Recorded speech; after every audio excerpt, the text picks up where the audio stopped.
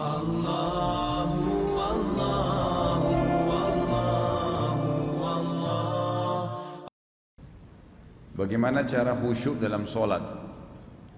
Pertama, yang paling pertama kiat khusyuk itu bangun asas ibadah Anda dengan kalimat keyakinan yang pernah saya jelaskan dulu. Kalau Anda sholat yakin memang Allah itu ada, kalau saya sholat itu akan ada pahalanya, setiap gerakan, setiap bacaan, asasnya keyakinan, kita akan khusyuk. Orang kalau faham alhamdulillahirabbil alamin, masih hadir fikirannya, masih khusyuk, masih konsentrasi, dapat pahala. Ar-Rahmanir Rahim, masih khusyuk, dapat pahala. Malik Yaumiddin menghayal, ingat makanan, ingat kunci yang hilang, ingat janji, hilang pahalanya. Berarti dengan antum yakin bahwasanya itu akan berpahala kalau saya konsentrasi, tidak membiarkan setan mencuri satupun celah dari bacaan saya, dari gerakan saya, tetap konsentrasi, maka itu kan akan otomatis khusyuk, ya. Karena khusyuk itu bahasa kita konsentrasi sebenarnya, ya. Ini jangan tambah terus ikhwah, ya. Ini udah banyak nih. Apalagi sampai terulang. Yang kedua, gerakan dari wudunya, gerakan dan bacaan sholatnya benar. Itu yang kedua. Jadi pertama yakin dengan keyakinan asas akidah mengerjakan ibadah. Yang kedua gerakan bacaan, itu kan wudunya semuanya benar sesuai dengan tuntunan wahyu. Yang ketiga, merapatkan shaf kalau sholat berjamaah. Karena Nabi SAW mengatakan dalam hadis, ya, rapatkan dan luruskan shaf kalian, karena saya melihat syaitan masuk di antara shaf kalian yang tercelah, ya, terbuka celahnya, maaf bukan tercelah, terbuka celahnya, itu seperti anak domba yang masuk di antara domba-domba besar. Nah, banyak orang kalau buka ngatur shaf kan kakinya kayak kipas.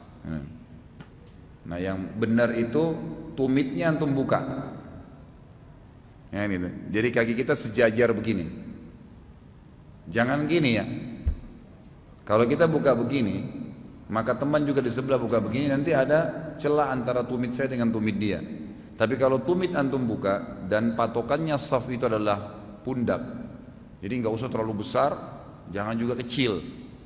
Ada orang masya Allah badannya besar, kakinya dirapatin sama dia. Jadi orang di sebelahnya biar ngejar juga nggak bisa. Ada juga orang badannya kecil, kakinya terlalu lebar, ngambil tempatnya orang.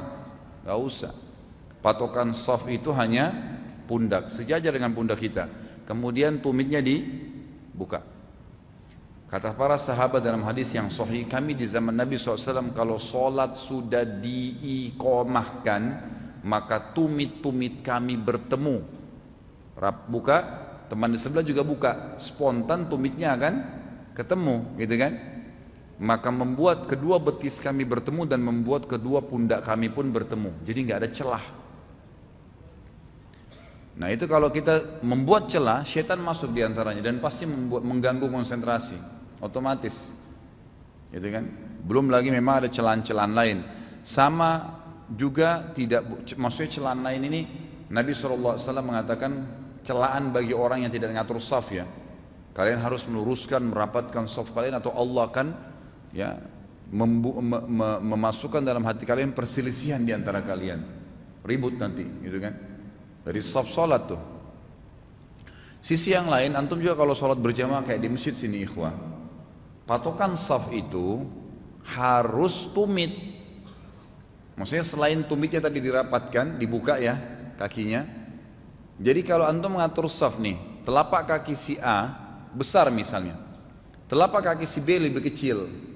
Biasanya yang antum jadikan patokan untuk rapatin shaf yang mana? Atas jari-jari atau tumitnya? Umumnya orang jari-jarinya. Coba misal telapak kaki ini besar ya, ini yang kecil. Dia patokannya seperti ini, ya. Otomatis tumit dengan tumit yang satu maju satu mundur kan? Antum kalau lihat dari belakang berantakan nggak shafnya? Jadi patokannya itu bukan jari-jari kaki, tapi tumit. Jadi walaupun ini lebih kecil kakinya, tetap enggak begini nggak apa-apa. Ujung kaki kita lebih maju dari depan nggak masalah. Tapi nanti tumitnya rata. Kalau antum lihat dari belakang tuh safnya rapi. Patokannya tumit. Makanya yang masuk di kotak saf itu diperhatikan tumitnya. Kemudian dibuka, gitu kan? Seperti itu. Dan juga berhubungan dengan masalah ini, nanti saya akan kembali ke kiat khusyuk sholat ya. Kalau antum lagi ngatur saf tadi saya bilang patokannya adalah pundak ini sejajar dengan tumit kita, tumit dibuka, begitu seterusnya ya, bukan cuma di rakaat pertama. Ada orang rakaat pertama semangat, rapatin safnya, bangun dari rakaat kedua, untuk rakaat kedua sudah berantakan kakinya, ya berarti rakaat pertama bisa khusyuk, rakaat kedua hilang khusyuknya, karena syaitan udah masuk. Jadi setiap rakaat bukan cuma bangun dari ruku, waktu i'tidal tetap kakinya terbuka. Jadi begitu terus. Karena pada saat kita sujud kan disunnahkan tidak membuka kaki ya, mempertemukan. Kalau sujud telapak kakinya dipertemukan, kan gitu. Kalau berdiri dan kembali dikembalikan posisinya seperti awal untuk ngatur saf. Jelas ya? Itu yang ketiga. Kiatnya untuk khusyuk, safnya harus rapat. Yang keempat, ini ulama tambahkan ya.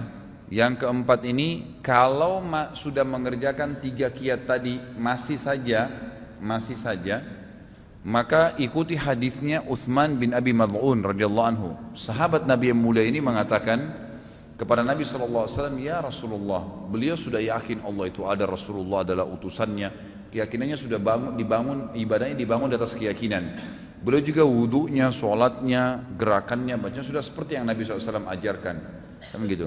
Beliau juga sudah ngatur saf, tapi kok masih ada.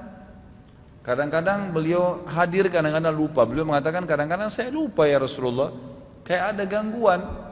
Kata Nabi SAW, itu golongan syaitan yang bernama khinzib, yang bertengkar di sebelah kiri kuping musolli, yang pada saat orang sholat Allahu Akbar dia mulai mengingatkan apa yang paling antum pikirin. Bertengkar sama teman jadi bertengkar dalam sholat. Untung dagang dihitung untungnya dalam sholat, gitu kan? Kunci yang hilang, sampai ada orang bilang, saya Ustaz kalau lupa apa-apa saya sholat aja langsung ingat tuh.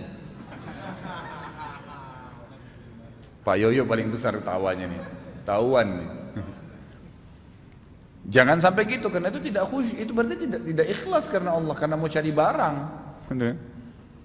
Jadi bukan itu, jadi syaitan memang menunggangin, namanya khinzib. Kata Nabi SAW kepada Utsman bin Abi Mad'un radhiyallahu anhu, kalau datang kepadamu itu, maka tiuplah ke sebelah kirimu 3 kali sambil baca a'udzubillahi minasyaitonirrajim.